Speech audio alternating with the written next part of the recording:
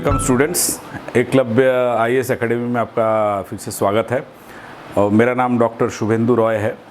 मैंने अपना ग्रेजुएशन और post graduation Banaras Hindu university से किया है in the subject of genetics and plant breeding, जो कि एग्रीकल्चरल साइंस का एक हिस्सा है।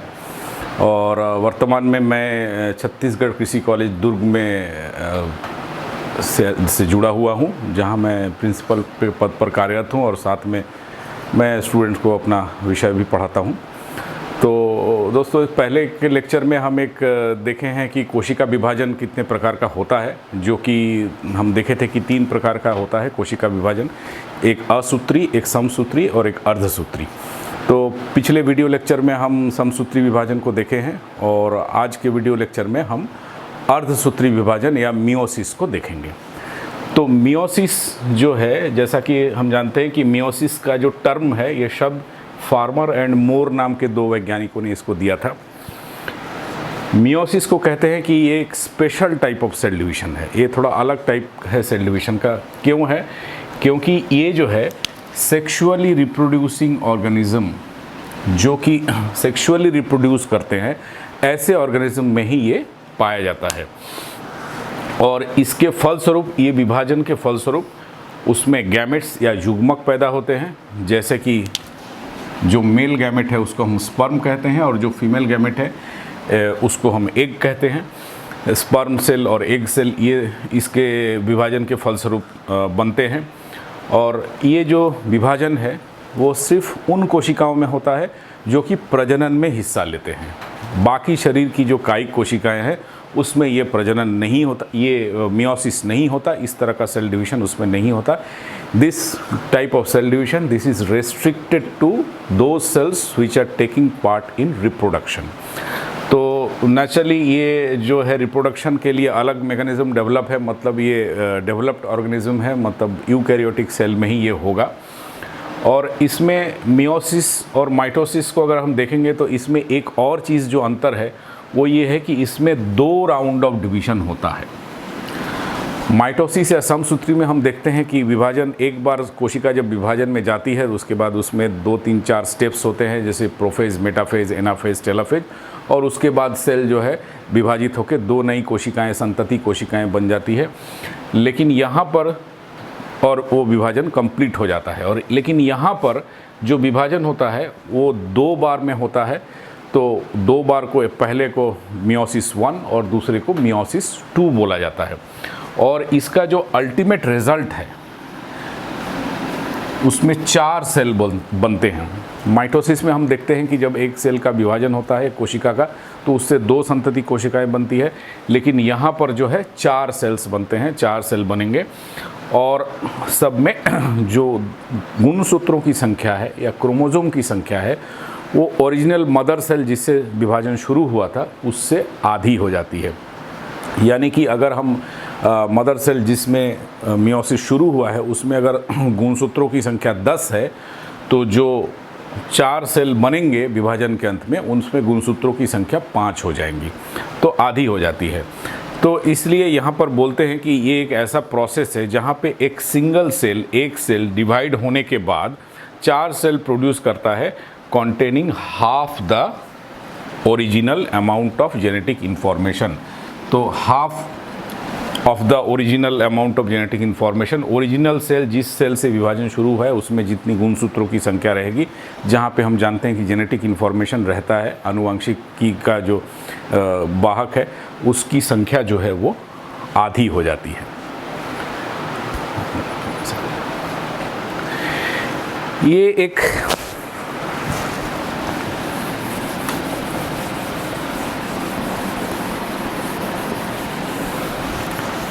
दिख रहा हो।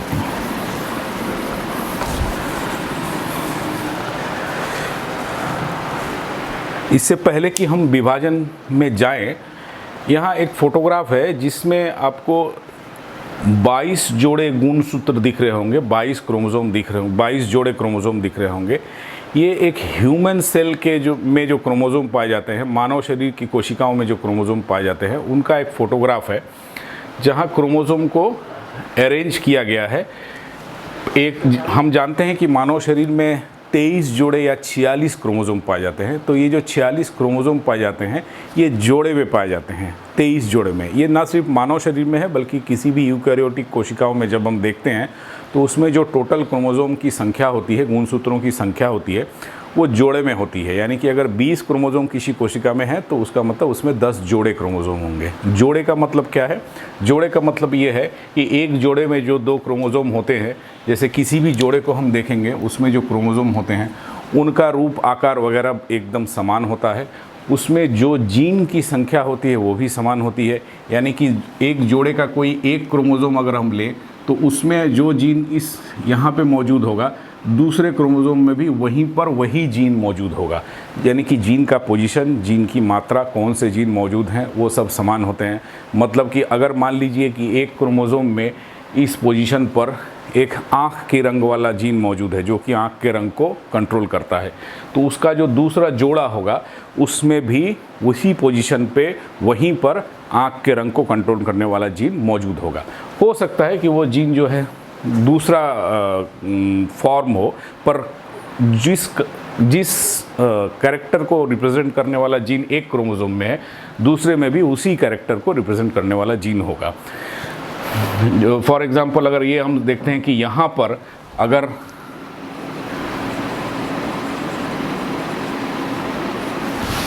आँख के रंग को ब्लैक करने वाला जीन मौजूद है तो यहाँ पर हो सकता है आँख के रंग के लिए ब्लू कलर का जीन मौजूद हो, लेकिन होगा कलर का जीन ही, हो सकता है उसका दूसरा ऑल्टरनेट फॉर्म का जीन हो।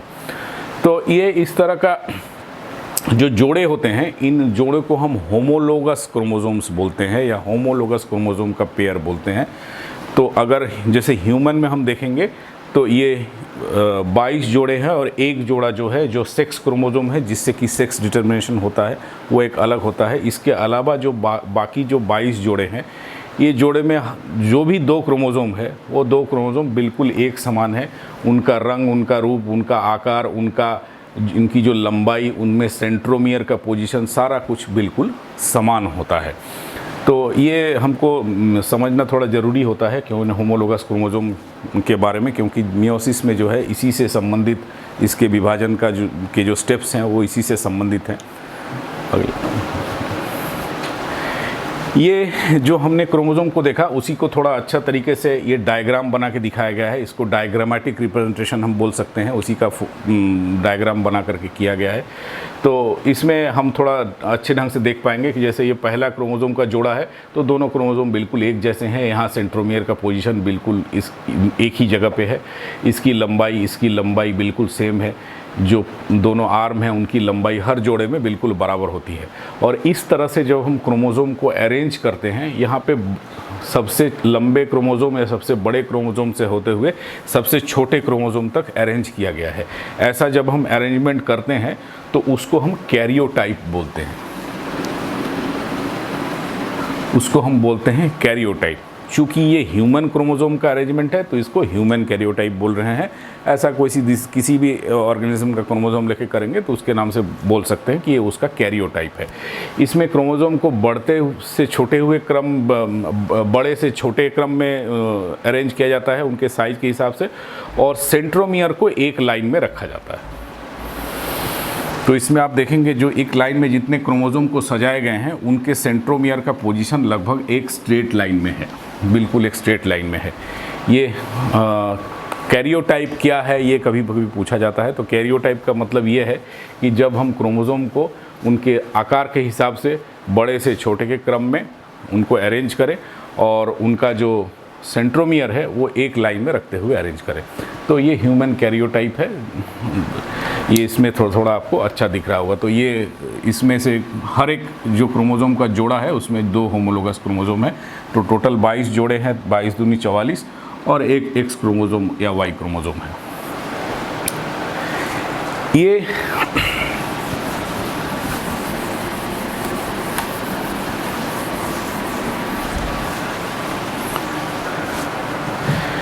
तो यहाँ पर हम एक जोड़े होमोलोगस क्रोमोसोम को ले रहे हैं, तो जब होमोलोगस क्रोमोसोम जो जोड़े में रहते हैं, तो जैसा कि हम देखे हैं माइटोसिस में कि जब सेल इंटरफेज में होता है, यानी उसका गैप 1 सिंथेसिस गैप 2 फेज़ हो रहा होता है विभाजन से जाने से पहले, तो वहाँ पर क्या होता है कि उसका रेप्लिकेशन होता है, डीएनए का रेप्लिकेशन होता है, डीएनए का सिंथेसिस होता है।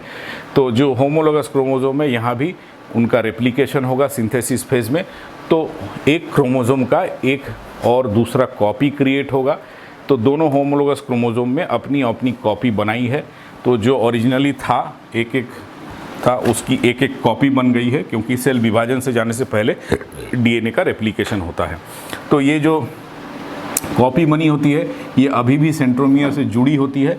तो इनको हम बोलते हैं सिस्टर क्रोमेटिड्स। तो ये जो कॉपी बन गई है, अब एक क्रोमोसोम के 2 आर्म दिख रहे हैं, तो इसको हम बोलते हैं सिस्टर क्रोमेटिड्स। तो दोनों होमोलोगस क्रोमोसोम में सिस्टर क्रोमेटिड्स बन गए हैं। अब जब मियोसिस को हम देखेंगे कि जैसा मैंने आपको शुरू में बताया कि मियोसिस में विभाजन 2 बार होता है, तो इसलिए जो पहला विभाजन होता है उसको हम बोलते हैं मियोसिस 1, तो उसको मियोसिस 1 बोला जाता है। और दूसरा जो विभाजन होगा उसको मियोसिस 2 बोला जाता है। तो मियोसिस 1 में जब कोशिका जाती है, तो जैसा कि माइटोसिस में होता है, प्रोफेज, मेटाफेज, एनाफेज स्टेजेस वही होती हैं, पर चूंकि पहले डिवीज़न के स्टेजेस हैं तो उनको प्रोफेज 1, मेटाफेज 1, एनाफेज 1 ऐसा करके नाम दे दिया गया है। तो इसमें जो पहला डिवीज़न होता है उसमें भी वही स्टेजेस होते हैं जो माइटोसिस में होते हैं, प्रोफेज 1, मेटाफेज 1, एनाफेज 1, टेलोफेज 1। और इसमें जो प्रक्रियाएं होती है वो भी लगभग सिमिलर है। अंतर जो है वो प्रोफेज में ही है। इसका मियोसिस का जो प्रोफेज 1 है वो काफ़ी लंबा होता है, और इसमें कई ऐसी चीज़ें होती है जो कि माइटोसिस के प्रोफेज में नहीं होती है।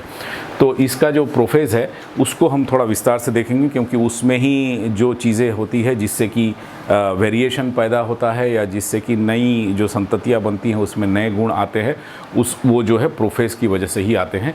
इसमें भी जैसे मेटाफेज में दिखाया गया है कि क्रोमोसोम जो है इक्वेटोरियल प्लेट पे अरेंज हो गए हैं, एनाफेज में क्रोमोसोम अलग होके जा रहे हैं, पर प्रोफेज में कुछ चीज़ें अलग होती है।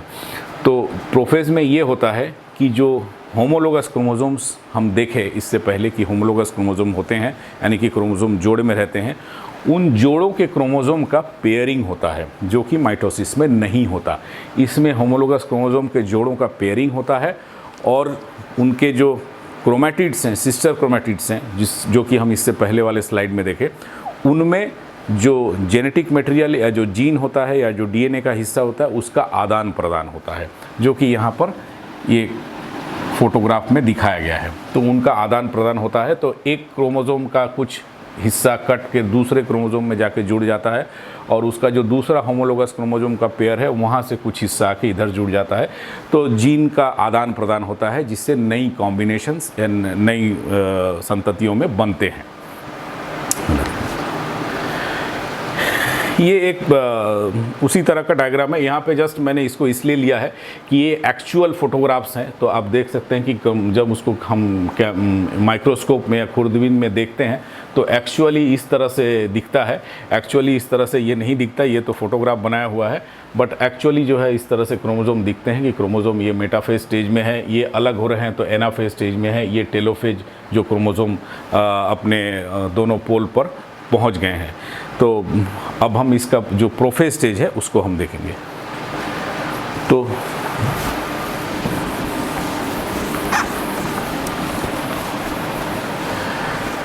जो मियोसिस 1 का जो प्रोफेज 1 स्टेज होता है ये काफ़ी लंबा होता है, और कुछ ऑर्गेनिजम्स में ऐसा देखा गया है ये काफ़ी लंबे समय तक रहता है। जैसे फॉर एग्ज़ाम्पल जब बच्चा पैदा होता है तो शुरू में उसके जो सेल्स हैं, उसके शरीर में जो सेल्स हैं जो कि रिप्रोडक्शन में हिस्सा लेते हैं, वो शुरू में मैच्योर नहीं होते हैं। तो वो सेल देखा गया है कि वो प्रोफेज 1 के स्टेज में आके रुके रहते हैं, और जब सेक्सुअल मैच्योरिटी आती है उसके बाद उसमें फिर फर्दर डिवीज़न शुरू होता है। तो आप समझ सकते हैं कि प्रोफेज का स्टेज इसमें काफ़ी लंबा होता है, और कोई स्टेज में आके वो रुका रहता है। जैसा कि मैंने आपको बताया कि इसके प्रोफेज में कई घटनाएँ होती हैं। उनका होमोलोगस क्रोमोसोम का पेयरिंग होता है, उनमें जीन का आदान प्रदान होता है। तो इसके स्टेज को जो है 5 भाग में बांटा गया है। तो वो 5 भाग क्या क्या है हम देखेंगे। जो पहला स्टेज है वो है लेप्टोटीन। लेप्टोटीन को लेप्टोनीमा भी आपको कहीं कहीं मिलेगा लिखा हुआ। लेप्टोटीन जो है वो प्रोफेजोन का पहला स्टेज है, जहाँ पे होमोलोगस क्रोमोसोम एक दूसरे के पास आने लगते हैं, तो बोलते हैं उनका जोड़ा बनना शुरू होता है। जो दूसरा स्टेज होता है वो होता है जाइगोटीन, जहाँ पर होमोलोगस क्रोमोसोम बिल्कुल पास आके एक जोड़े में बन जाते हैं, यानी कि दो होमोलोगस क्रोमोसोम दोनों एक साथ आ जाएंगे। अगर किसी ऑर्गेनिज्म में, किसी कोशिका में 10 हैं, मतलब कि 5 जोड़े हैं, तो पांचों जोड़े में से हर एक जोड़े के क्रोमोसोम एक अपने पास एक दूसरे के पास आ जाएंगे और उनमें एक जोड़ा बन जाएगा।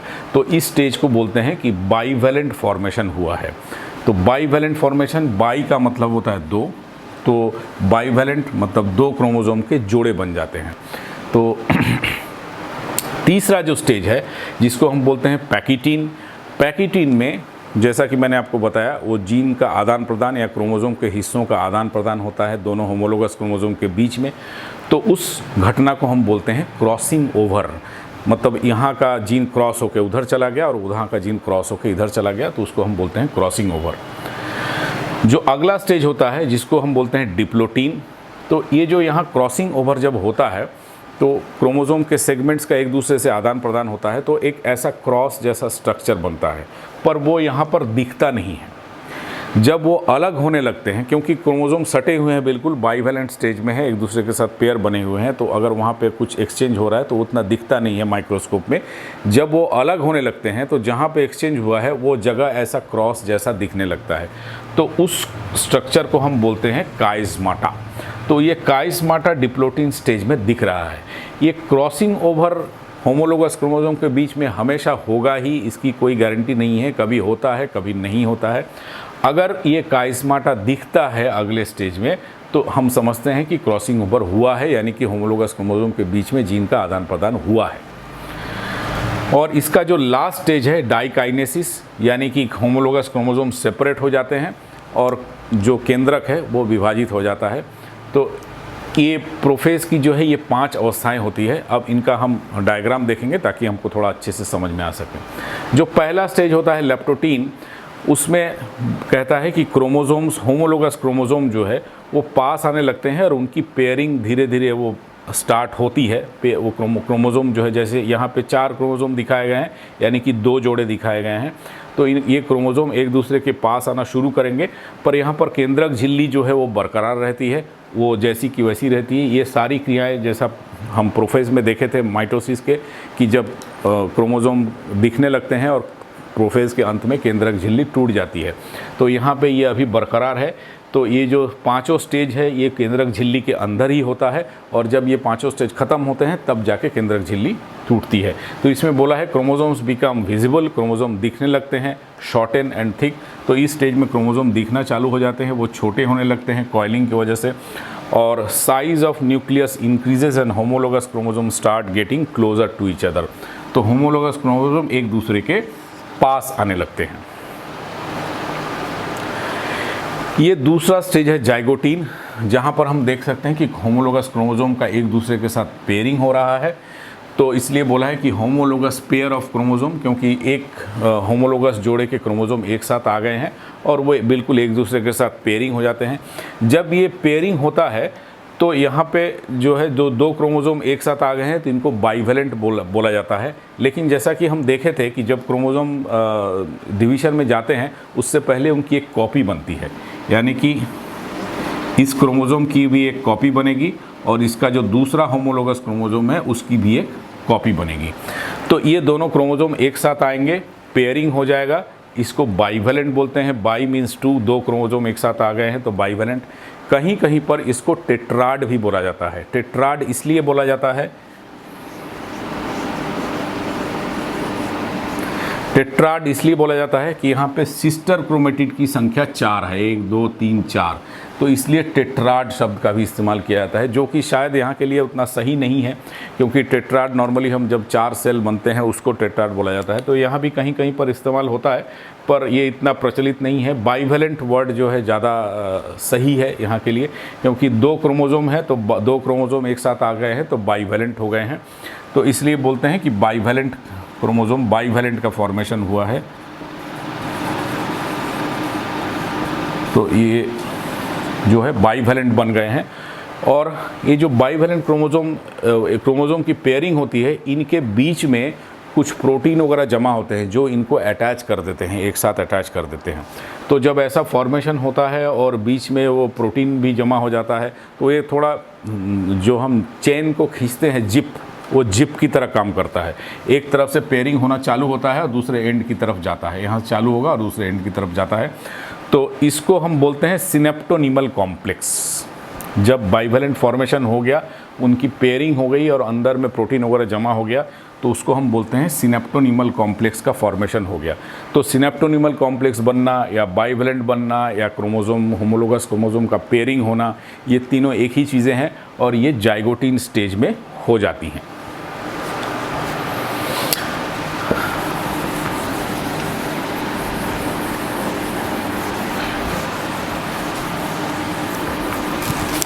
अगला जो स्टेज है जो है पैकाइटीन या पैकिटीन जिसको हम बोलते हैं, जिसको कि हम बताया आपको, जहाँ पर क्रोमोसोम के हिस्सों का आदान प्रदान होता है। तो ये उसी का एक फोटोग्राफ से दिखाया गया है कि दो होमोलोगस क्रोमोसोम है, इनका पेयरिंग हो गया है। तो यहाँ से इसका और इसका, इन दोनों के बीच का आदान प्रदान हो रहा है। अब यहाँ पे एक शब्द इस्तेमाल करते हैं कि जो आदान प्रदान होता है वो नॉन सिस्टर क्रोमेटिड के बीच में होता है। एक क्रोमोसोम के जो दो क्रोमेटिड हैं वो सिस्टर क्रोमेटिड हैं और इस क्रोमोसोम के जो दो क्रोमेटिड है वो भी सिस्टर क्रोमेटिड हैं। तो ये और ये आपस में सिस्टर क्रोमेटिड हैं और ये वाला आपस में सिस्टर क्रोमेटिड है। लेकिन ये और ये या ये और ये दोनों नॉन सिस्टर क्रोमेटिड्स कहा जाता है, क्योंकि ये अलग अलग क्रोमोसोम के क्रोमेटिड्स हैं। तो जो क्रॉस ओवर होता है या क्रोमोसोम के पोर्शन का जो एक्सचेंज होता है वो हमेशा नॉन सिस्टर क्रोमेटिड के बीच में होता है। तो ये कभी अगर पूछता है कि जो क्रॉसिंग ओवर है वो किन के बीच में होता है, सिस्टर क्रोमेटिड के बीच में, नॉन सिस्टर के बीच में, तो हमेशा नॉन सिस्टर के बीच में होता है। और दूसरी बात, यहाँ पे एक जगह पे एक्सचेंज होता हुआ दिखाया गया है कि ये हिस्सा इधर जुड़ गया और इसका हिस्सा कि इस क्रोमोसोम में जुड़ गया, तो इसलिए यहाँ पर ये इस क्रोमोसोम का हिस्सा यहाँ जुड़ गया और इसका हिस्सा यहाँ जुड़ गया, ऐसा एक्सचेंज हो गया। तो ये जो है ज़रूरी नहीं कि एक ही जगह पर हो, ये एक से ज़्यादा के जगह पर भी हो सकते हैं। तो अगर एक जगह पे हो रहा है तो उसको सिंगल क्रॉसओवर बोलेंगे, और एक से ज़्यादा हो रहा है, दो जगह पे होता है तो डबल क्रॉसिंग ओवर, तीन जगह पे हो रहा है तो ट्रिपल क्रॉसिंग ओवर। तो ये दो से ज़्यादा, एक या एक से ज़्यादा भी हो सकता है। और ये कभी कभी ऐसा भी होता है सिर्फ आजू बाजू वाले में नहीं होके इसके साथ इसका भी क्रॉसओवर हो सकता है, क्योंकि ये दोनों भी नॉन सिस्टर क्रोमेटिड हैं। तो कहने का मतलब कोई भी दो नॉन सिस्टर क्रोमेटिड के बीच में इनका क्रॉसओवर होता है। तो क्रॉसओवर होने के बाद जो क्रोमोसोम्स बनते हैं उनका जेनेटिक कॉम्बिनेशन, मतलब जीन का जो उसमें जो स्थिति है वो बदल जाती है, क्योंकि यहाँ से कुछ जीन इधर आ जाएंगे और यहाँ से कुछ जीन इधर आ जाएंगे। तो अगर कोई अल्टरनेट फॉर्म के जीन हैं या एलील्स हैं तो इधर से इधर आ जाते हैं, तो एक नया कॉम्बिनेशन बन जाता है। तो मियोसिस 1 में पैकिटीन ही वो स्टेज है जहाँ पे क्रोमोसोम का आदान प्रदान होता है और नए कॉम्बिनेशंस बनते हैं। तो ये सभी प्रोफेज 1 के सभी चारों पांचों को एक साथ दिखाया गया है। पहले होमोलोगस क्रोमोसोम एक साथ आने लगते हैं, उसके बाद उनकी पेयरिंग होती है और सिनेप्टोनिमल कॉम्प्लेक्स बनता है। पैकिटीन में उनका क्रॉसओवर होता है, और जो डिप्लोटीन है, डिप्लोटीन में वो क्रॉसओवर अलग होने लगते हैं। यहाँ पर आप देख सकते हैं कि यहाँ पे एक जिप जैसा दिखाया गया है, जिसको कि मैं बता रहा था कि सिनेप्टोनिमल कॉम्प्लेक्स फॉर्मेशन में होता है। तो पहले पैकिटीन में क्रॉसओवर होता है और डिप्लोटीन में फिर ये अलग होने लगते हैं, तो ये क्रॉस जैसा स्ट्रक्चर दिखने लगता है, एक्स जैसा स्ट्रक्चर। इसी स्ट्रक्चर को हम कायस्मा बोलते हैं, जो कि यहाँ पे लिखा हुआ है। तो यही जो है वो कायस्मा है जहाँ पे ऐसा दिखता है। और उसके बाद डाइकाइनेसिस स्टेज, जब क्रोमोसोम बिल्कुल सेपरेट होने लगते हैं और केंद्रक झिल्ली जो है वो टूट जाती है, तो हम बोलते हैं कि प्रोफेज 1 का अंत हो गया है। तो इसमें ये प्रोफेज जो है काफ़ी लंबी अवस्था है और इसमें ये 4-5 स्टेज इम्पॉर्टेंट है। उसमें खास करके ये 3 स्टेज इम्पॉर्टेंट है, क्योंकि इन 3 स्टेज में से ही ज़्यादा सवाल पूछे जाते हैं कि बाईवैलेंट फॉर्मेशन किस स्टेज में होता है, तो जाइगोटीन में होता है। क्रॉसओवर यानी कि क्रोमोसोम का आदान प्रदान कहाँ पर होता है, तो वो पैकाइटीन में होता है या पैकिटीन में होता है। और कायस्मा कब दिखता है, तो कायस्मा डिप्लोटीन में दिखता है। तो काइज़मा यानी कि जो एक्सचेंज का पोर्शन है, जो क्रॉस जैसा पोर्शन है, वो बन तो यहीं जाता है, क्योंकि जब क्रॉस ओवर हो रहा है तो ऐसा हो जाएगा, क्रॉस जैसा बन जाएगा, लेकिन ये दिखता नहीं है। ये दिखता माइक्रोस्कोप में तभी है जब सेपरेट होने लगता है। तो क्रॉस ओवर तो यहाँ होता है, लेकिन दिखता यहाँ पर है। तो ये ऐसा क्रॉस जैसा काइज़मा दिखेगा, मतलब ये साबित करता है कि क्रॉस ओवर हुआ है।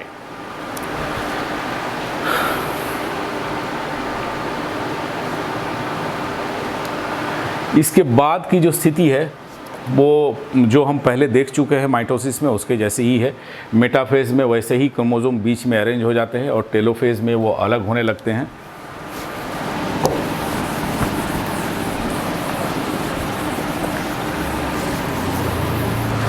पर यहाँ पर जो मेटाफेज है, मियोसिस का मेटाफेज 1 और माइटोसिस का मेटाफेज 1, उसमें एक अंतर है।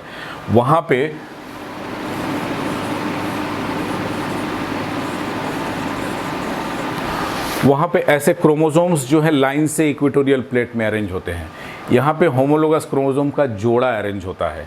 तो जब वहाँ पे जब सेपरेशन होता है तो ये बीच में से टूट के क्रोमैटिड अलग अलग हो जाते हैं और एक क्रोमैटिड इधर और एक क्रोमैटिड इधर, ऐसा पोल में जाता है। यहाँ पे वो टूटने का काम नहीं होता है, क्योंकि यहाँ क्रोमोसोम पूरा का पूरा क्रोमोसोम ही सेपरेट होता है। वहाँ पे अगर 2 क्रोमोसोम है तो दोनों क्रोमोसोम लाइन से ऐसे लग जाएंगे प्रोफेज के बाद मेटाफेज में, माइटोसिस में, और वो बीच में से अलग हो जाएंगे और एक क्रोमैटिड इधर एक क्रोमैटिड इधर चला जाएगा। तो क्रोमोसोम एक है, वो अलग अलग क्रोमैटिड चला गया, तो यहाँ भी एक क्रोमोसोम है, तो जो नए सेल बने उसमें भी एक एक क्रोमोसोम गया। लेकिन यहाँ पर जो 2 क्रोमोसोम है वो दोनों क्रोमोसोम मेटाफेज पे इक्वेटोरियल प्लेट में अरेंज होते हैं और क्रोमोसोम ही अलग होते हैं, क्रोमैटिड इनके साथ लगे हुए हैं। तो 2 क्रोमोसोम में से एक इधर और एक इधर, तो क्रोमोसोम की संख्या आधी हो जाती है। तो इस स्टेज में मेटाफेज में क्रोमोसोम्स सेपरेट होते हैं, जबकि माइटोसिस में हम देखेंगे तो क्रोमैटिड्स सेपरेट होते हैं। ये एक मेजर डिफरेंस है।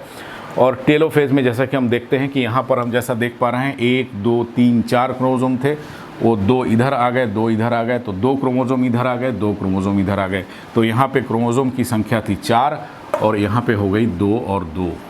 तो क्रोमोसोम की संख्या या गुणसूत्रों की संख्या आधी हो गई। इसीलिए इस स्टेज को या इस डिवीज़न का जो पहला डिवीज़न है मियोसिस का, उसको रिडक्शन डिवीज़न भी बोला जाता है।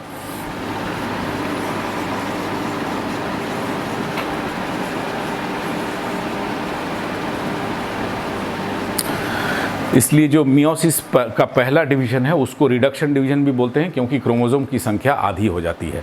तो अगर ये पूछा जाता है कि मियोसिस 1, मियोसिस 2, उसमें से किस फेज़ में क्रोमोसोम की संख्या आधी होती है, तो पहला जो विभाजन है वहीं पर गुणसूत्रों की संख्या आधी होती है।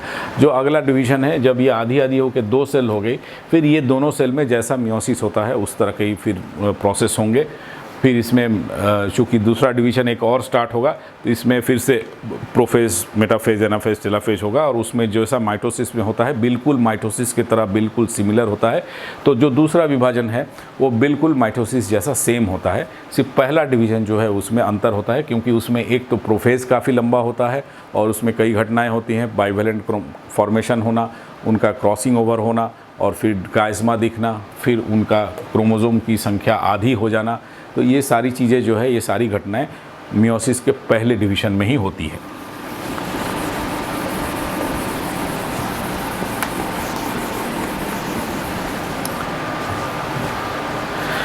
तो ये आप देख सकते हैं कि इसमें सारे स्टेजों को एक साथ दिखाया हुआ है। ये इंटरफेज की स्थिति है जहाँ पे गुणसूत्र जो है धागे जैसे दिख रहे हैं। उसके बाद लेप्टोटीन में ये पास आने लगते हैं, जाइगोटीन में इनका बिल्कुल पेयरिंग हो जाता है, और उसके बाद पैकेटीन में इनका क्रॉसओवर होता है, और डिप्लोटीन जो अगला स्टेज है वहाँ पे क्रॉसओवर या काइज़मा दिखता है, और यहाँ पे हम काइज़मा देख सकते हैं। और उसके बाद वो क्रोमोसोम सेपरेट हो जाते हैं, जिसको हम डाइकाइनेसिस बोलते हैं। काइनेसिस वर्ड जो है न्यूक्लियस से संबंधित है, या उनकी न्यूक्लियस का टुकड़ा हो जाना, तो ये डाइकाइनेसिस है। तो ये प्रोफेज के 5 स्टेज हैं। ये जो मियोसिस का दूसरा फेज़ है, जो कि मियोसिस 2 है, उसके फेजेज़ है। प्रोफेज 2, मेटाफेज 2, एनाफेज 2 और टेलोफेज 2। तो ये जो है माइटोसिस के बिल्कुल सिमिलर होता है। यहाँ पर जो है मेटाफेज में क्रोमोसोम बीच में अरेंज हो जाएंगे और उसके बाद ये तर्कु से जुड़ जाते हैं माइक्रोट्यूब्यूल से, और उसके बाद ये इसमें खिंचाव पड़ता है तो क्रोमैटिड्स सेपरेट हो जाते हैं जैसा कि माइटोसिस में होता है। और उसके बाद टेलोफेज में दोनों एंड में चले जाते हैं, न्यूक्लियर झिल्ली जो है और न्यूक्लियोलस वो फिर से अपीयर हो जाती है और सेल 2 टुकड़ों में बढ़ जाता है।